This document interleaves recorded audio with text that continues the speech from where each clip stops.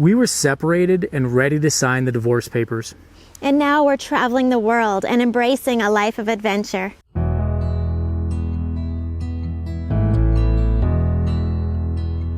This is the story about how we got here and how we defied the odds and the experts and why we're simplifying our lives, exploring our dreams, and connecting with what truly matters. Yeah, and 2021 is the year that we're gonna have financial independence and to be able to travel the world again as long as the pandemic cooperates.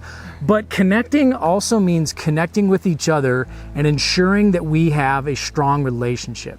Relationships are important. There's a lot of lonely and hurting people out there.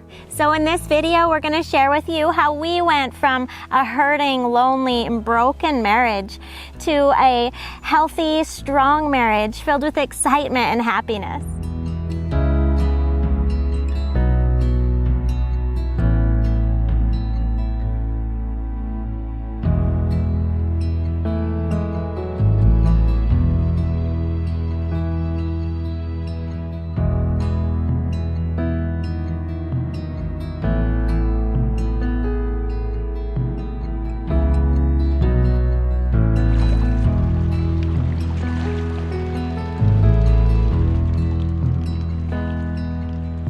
Make sure you stay tuned to the end because the final point we're going to bring up applies to everybody, not just those that are in a relationship, and it's been touted by people like Gary Vee and others, and I know it has made the biggest difference in our lives. Our life is far from perfect and definitely is not flawless like something you'd see on social media, but our marriage is transparent and we definitely are best friends. But first, we need to back up about 20 years. So at this time, we'd been together and married for about 6 years, and we had 2 kids. And on the outside, things looked happy and beautiful, but on the inside, things were pretty ugly. We were having a lot of arguments and yelling. There was a lot of pain and hurt and tears and frustration. Rather than communicating and dealing with our problems, we wanted to run away and blame our problems on one another. This led to a legal separation and divorce papers being drafted. I came home from work one day and Jenny and the kids were gone. It was just an empty house. And I'll be honest, I broke down and I said, how the hell did I get to this point in my life? All the experts, the therapists, and even some of our friends said that our marriage was just over and that we needed to both move on and start new. Every marriage, every family, every situation is different, but this is how we turned everything around and went from broken to healthy.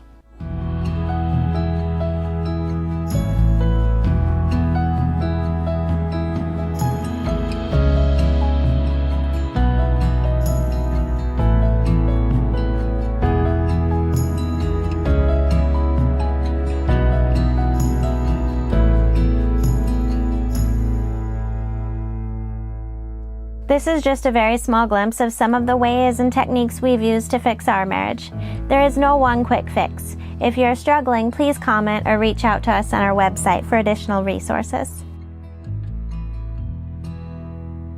So step 1 is that we had to move from thinking about me to start thinking about we.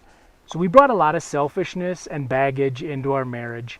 And even though we were married and had kids, we still had a lot of selfish tendencies. So sadly, I would always think of Lance first.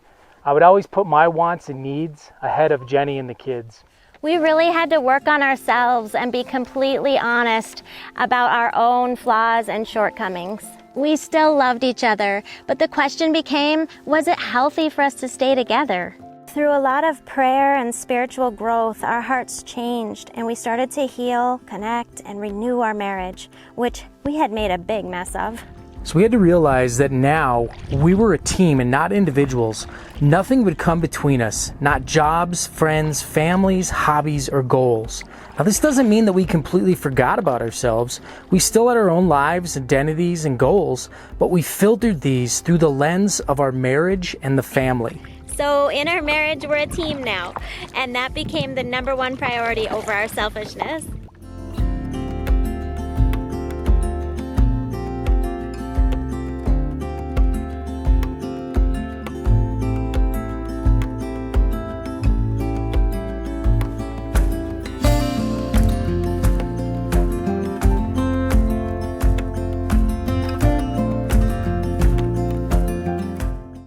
So many relationship struggles begin with poor communication.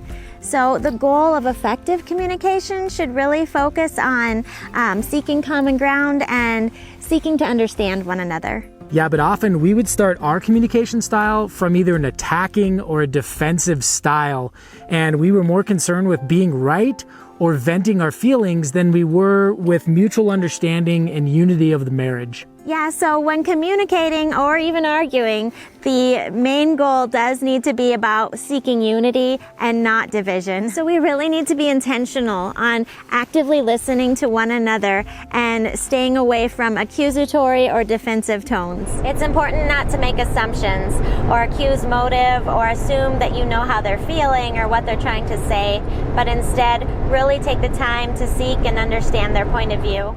We also need to be mindful of how we talk about each other. Are we complaining and tearing the other person down, or are we encouraging them and building them up? This includes how we talk about our spouse with others, such as our friends, our children, and our family. So the third and final step is really we just have to throw out and get outside of our comfort zones. So too often we get comfortable in our routines. We have to keep the marriage exciting, spontaneous, and passionate. So regular date nights, weekend getaways, and having mutual interests and hobbies that we do together, not just with our friends. Be open-minded and adventurous when crazy opportunities arise. Sometimes getting out of your comfort zone means just seizing the moment and sometimes just saying yes. So we both came from rural America, so living and traveling all over the world and living in foreign countries was way outside of our comfort zone. But rather than saying no or justifying why it wouldn't work, we had to face our fear and just say yes sometimes. Sometimes it really was uncomfortable. We had to leave security and predictable routines and really embrace change in the unfamiliar. So saying yes and getting outside of our comfort zone has brought passion, excitement, and never-ending adventure to our marriage. Plus, that same excitement and adventure is rubbed off on our children. Yeah, our kids have definitely caught that adventurous spirit, and it would take hours to explain how much we've changed and all the things we've learned over the last 26 years. So stay crazy, guys.